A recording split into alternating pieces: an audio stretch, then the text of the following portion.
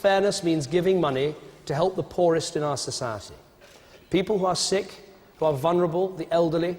I want you to know we will always look after you. Fairness does mean asking those on higher incomes to shoulder more of the burden than those on lower incomes. People who are sick, who are vulnerable, the elderly. I want you to know we will always look after you. If you really cannot work, we will always look after you.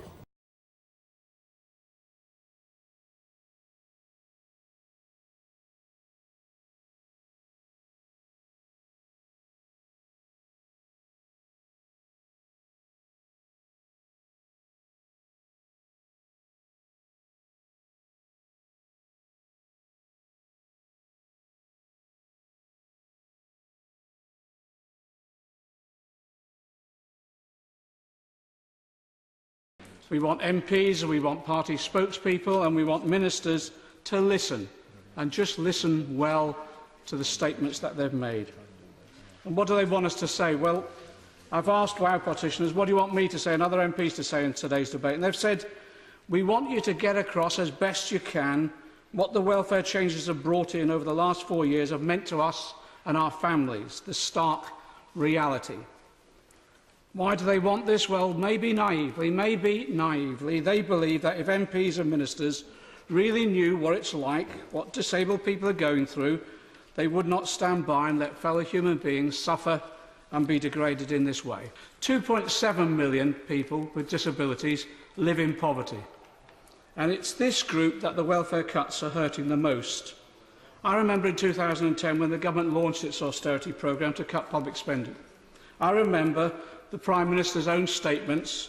To quote the Prime Minister in October 2010, it's fair that those with broader shoulders should bear a greater load, and the greatest burden would be placed on the better off. The cuts, if they were to be made, would be fair. Fairness does mean asking those on higher incomes to shoulder more of the burden than those on lower incomes. But it is fair that those with broader shoulders should bear a greater load.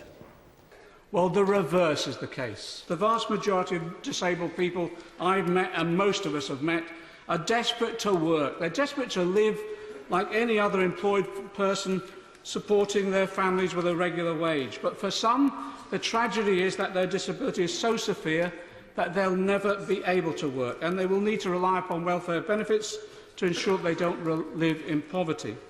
For others, what they need is positive and sensitive practical support to help them get back into work or into work at all. The system that's been introduced over the last 6 years to support people in securing work or the appropriate benefits could not have been designed better to undermine the ability of disabled people to get into work or receive the appropriate benefits to assist them. The last government started the process of reassessing all those on incapacity benefit to see if a person could be assisted back into work, and if not, to ensure that they had the right level of financial support. It introduced the work capability assessment and brought in Atos to implement it. In theory, it might have been well-intentioned, but in practice, thousands of disabled people have been caused untold suffering, humiliation, stress, and at times, absolute despair. Would the Honourable Gentleman also recognise that the introduction of the work capability assessment under his government and my government and our government was actually in a phased way, and part of the distress that the gentleman, my honourable friend, has mentioned has been due to the fact that that contract was renegotiated and we went for a big bang of assessments and reassessments for everyone who was on incapacity benefit. The work capability assessment was flawed from the start. It stemmed from the work of the American insurance company Unum, this so-called biosocial model of disability assessment, and that was exposed as an invention by the insurance company simply to avoid paying out claims. But my honourable friend is right.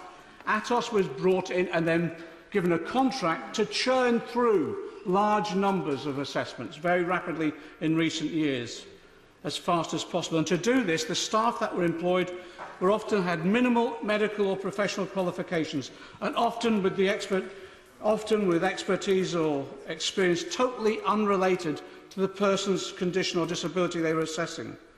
The assessment largely disregarded the person's existing diagnosis, prognosis, or even life expectancy.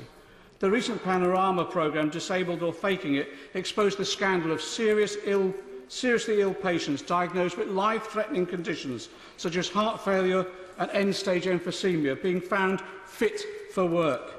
The so-called descriptors or criteria on which the assessment is based bear no relation to the potential employment available, take little account of fluctuating conditions and are particularly unresponsive to appreciating mental health issues. The situation that one of my constituents was in, who was receiving ESA, he was having a heart attack during his assessment, and he was sanctioned as a result of leaving that.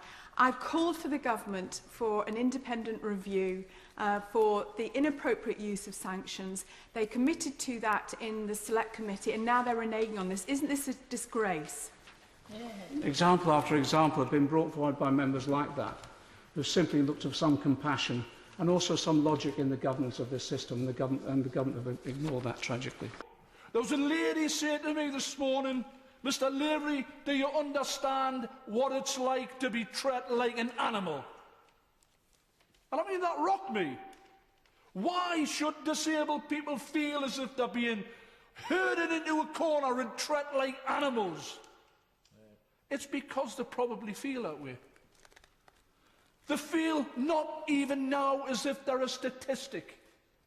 They're not even counted in life anymore, other than being an embarrassment to society. They feel as if they're personal rejects because of being disabled, sick and unwell.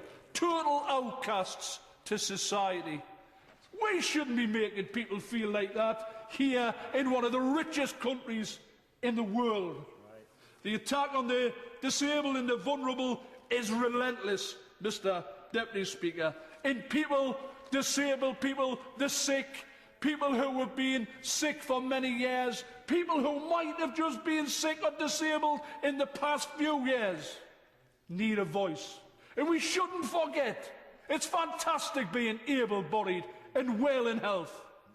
But you're just around the corner, some of us, from being poorly, from being disabled, or being sick and unwell and perhaps terminally ill.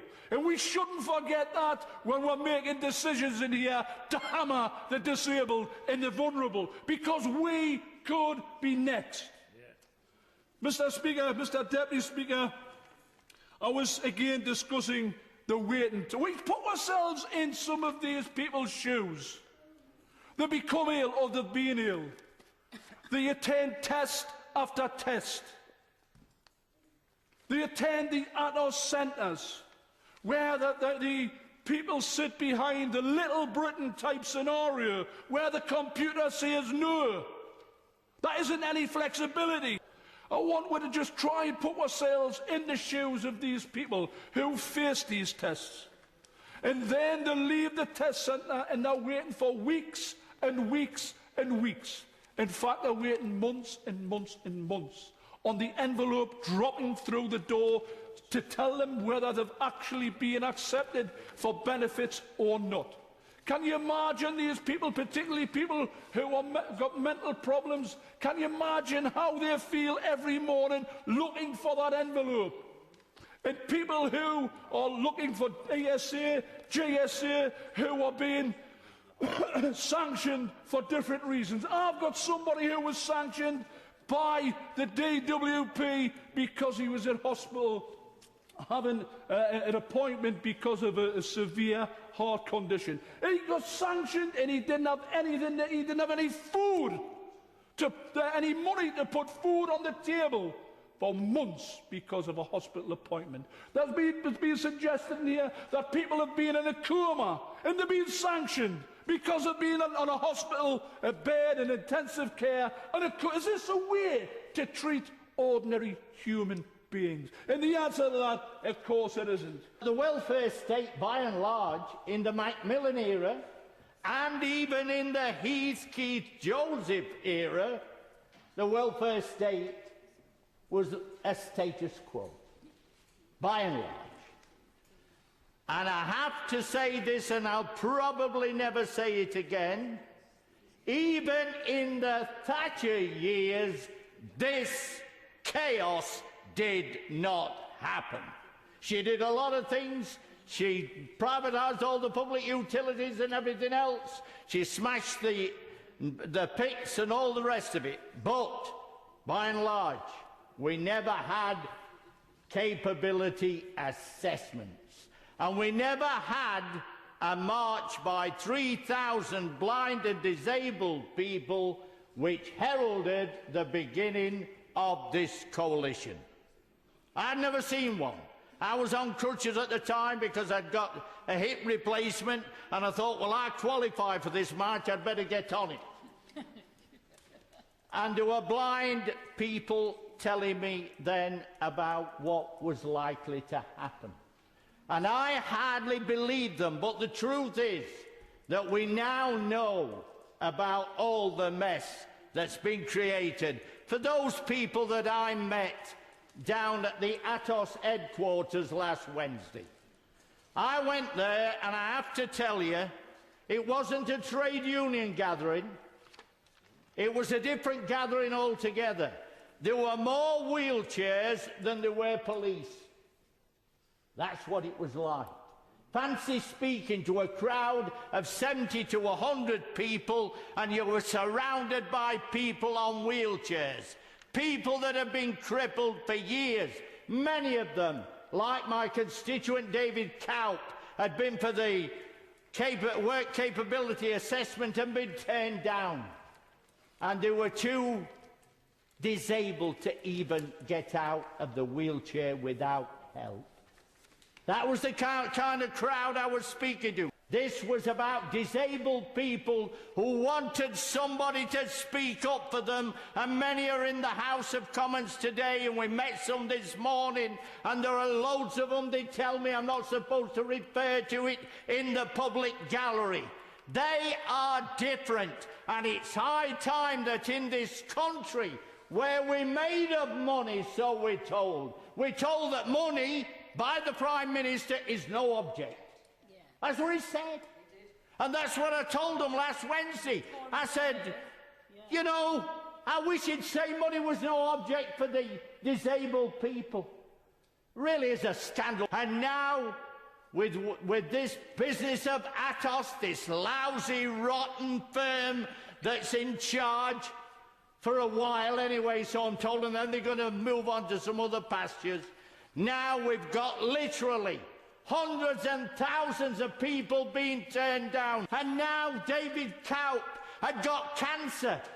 And for 10 months he waited for an appeal, and he died before he had a chance. That's the chaos that we're living in today. And it's high time that people understood it and got rid of this mess and realised this is a country that's got enough money to give those on Millionaires Row at over £150,000 a year a tax cut.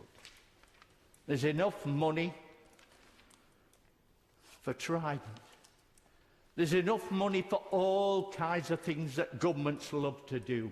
Well, here we are with an ageing society and a lot more disabled people. What's wrong with that? We should be providing for them. And the reason why they're on demonstrations like they never did before is because they're desperate people wanting us to do something to help them. That's why the central demand of this petition is very straightforward. Today's motion is to call, in essence, for a cumulative impact assessment of all the welfare changes that have been introduced by this government. And the argument that they've put forward is that if politicians and society only knew the full effect of all these changes on the lives of disabled people and their families, surely they would not let this happen in a civilised society.